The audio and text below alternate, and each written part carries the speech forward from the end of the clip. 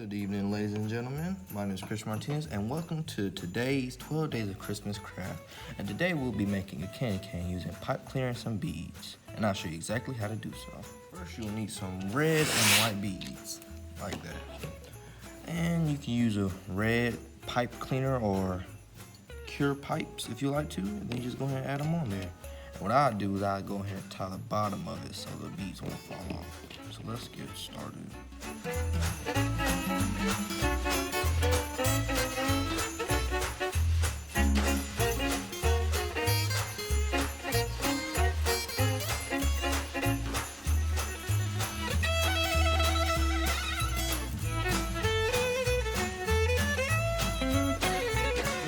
Add all your beads on. You go ahead and make sure you tie it up as much as you can at the end so it won't fall off. You just curl it like so. And now you got your very own candy cane. Why don't you go ahead and hang this up on your Christmas tree? Thank you for coming to the 12 Days of Christmas Craft, and tune in for the next day. Thank you.